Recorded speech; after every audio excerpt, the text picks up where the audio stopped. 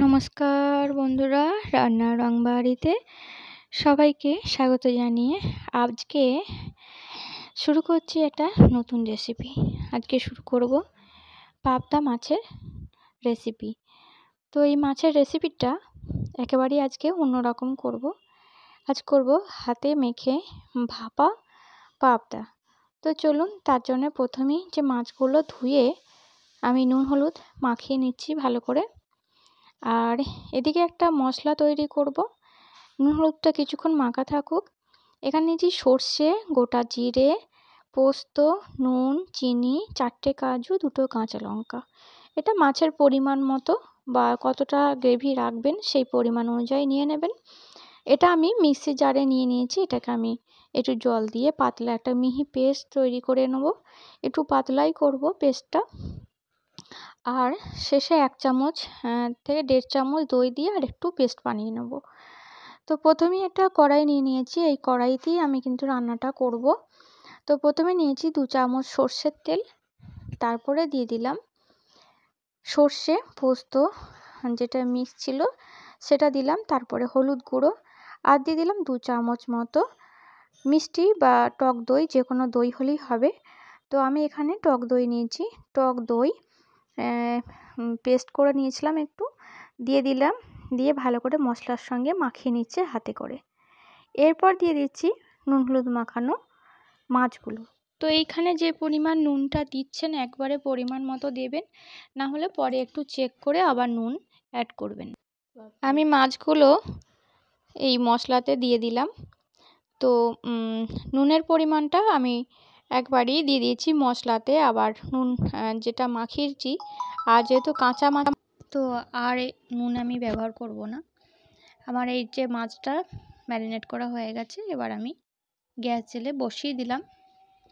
তো প্রথমে 2 মিনিট কড়াইটা তাতার জন্যে 2 মিনিট মতো, মানে 2 মিনিট লাগবে না, কড়াইটা একটু ফুল দমে দিয়ে দিলাম গ্যাসটা, যাতে মশলাটা ফুটে ওঠে।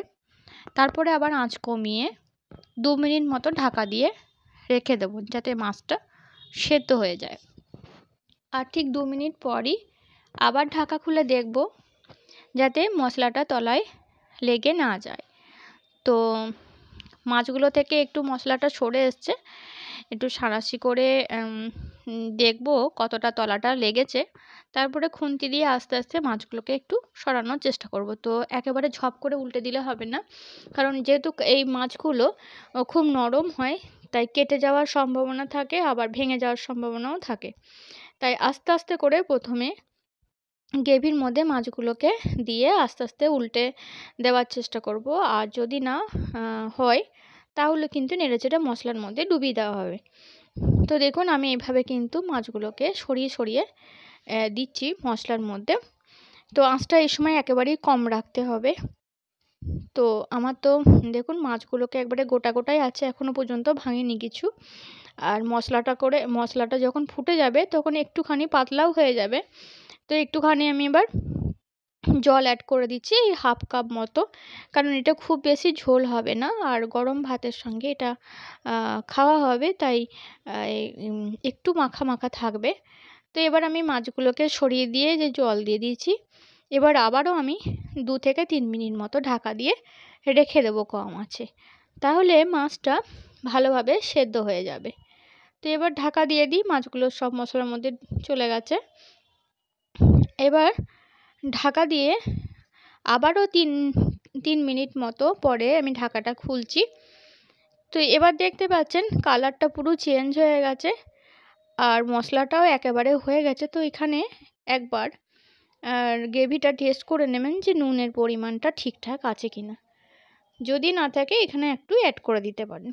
তো আমার তো পুরো রেডি হয়ে গেছে এই মাছের রেসিপিটা।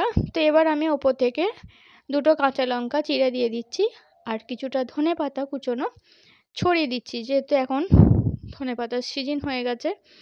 তো দিয়ে আমার এই মাছের রেসিপিটা রেডি হয়ে গেল।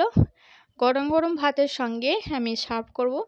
তো বন্ধুরা, আপনাদের কেমন লাগলো অবশ্যই জানাবেন। ভিডিওটি ভালো লাগলে লাইক করবেন, সঙ্গে থাকবেন। এই হাতে মাখা এই মাছের রেসিপিটা কেমন লাগলো অবশ্যই কমেন্ট করবেন। তো সবাই ভালো থাকবেন, সুস্থ থাকবেন।